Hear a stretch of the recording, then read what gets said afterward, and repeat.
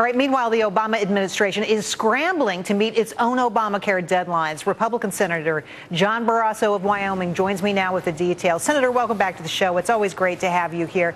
Of course, what we've been talking about all week are these new exchanges that are being set up, and I understand the federal government is giving them a new name because somehow they think the other one's unattractive. They're going to give it a more positive marketing name. 25 states say we're not playing. What does that tell you? Well, whatever the federal government and the president want to call them, any way you look at it, they're a disaster.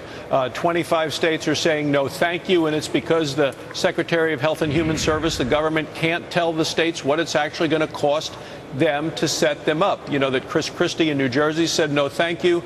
My home state senator in Wyoming has continued to ask for information, and he gets form letters and really not the kind of information that any state would want.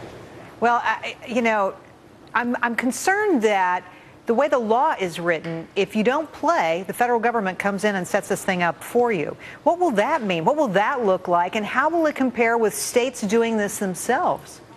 Yeah, no matter who sets it up, people are going to end up paying more for health care. The idea of the reforms, and people wanted health care reform, was so that they could get the care that they need from a doctor they choose at lower costs. Now we're knowing that if you like something you have, you really can't keep it, and instead of paying less, you're going to be paying more, and the quality of your care is going to go down.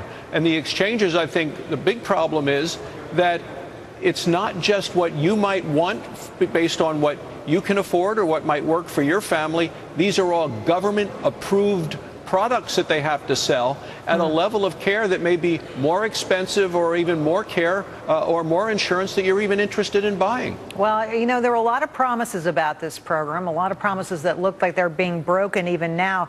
And now we find that a lot of the rules and deadlines around this program just unrealistic. Even former Health and Human Services official Sari Kim has said that the October deadline was ridiculous. There was no way in the world that they could make this.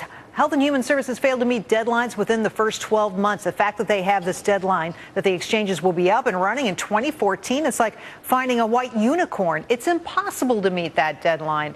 Is Obamacare just fundamentally out of touch with the reality of the healthcare system as it exists? Well, as somebody who's practiced medicine for 25 years, Gerri, I believe it is out of touch. You know, the Supreme Court may have said it's not unconstitutional, but it's still unworkable. It's still very unpopular, and it is unaffordable for us as a nation. I agree with that. Senator, thank you for coming on tonight. Appreciate your time. Thanks for having me, Gerri.